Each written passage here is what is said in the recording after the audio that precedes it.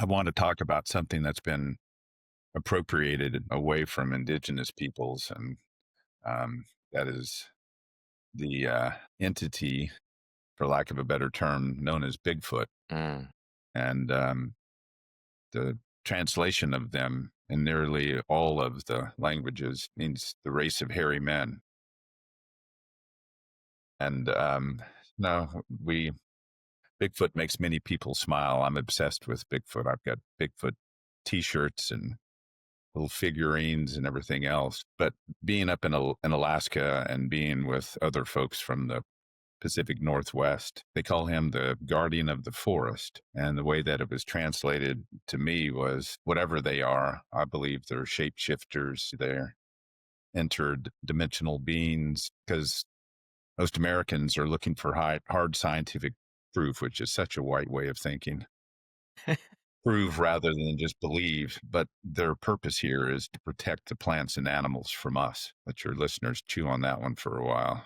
That's powerful. I want your opinion on this. So I've been very public and vocal about this, and I've gotten my ass handed to me many times in a good way, in a way that it's clear that modern society doesn't agree with me, and that's fine. Like you don't necessarily agree with modern society and the way it operates, the way it thinks, what its heart looks like, its kindness and honor and everything else. But agriculture's penchant, no, agriculture's demand for harvest, to me, is uncomfortable, right? We see this in the Dominion Covenant in Genesis, stewardship, Kobash, kingly rule. But it's the idea that you put in the time, and it's a very Western concept. It's a very Enlightenment concept. It's a very modern concept in a way of property and the property to conscience and the right to property and all these things that are very implicit or have been made very implicit to like the American federal system, the political system. And obviously has ancient roots in Greece and such, but generally speaking, a very modern concept that you put in time and you develop property. That property then has economic value. That economic value then brings you up in society. So property or time is equal to society. And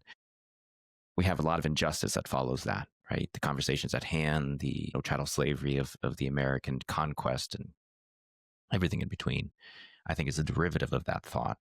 But agriculture is not spared, I don't think, from being nestled in that same thought structure, that same thought bubble. Agriculture, in the modern way, also the regenerative way, is humankind putting a seed in the earth so that when that seed grows, they inevitably, completely dominatorily can then harvest it.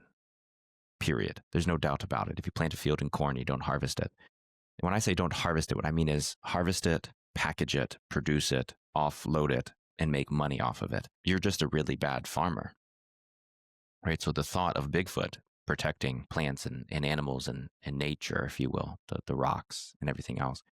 From us, to me, is the antithesis of agriculture. Does that comparison make sense?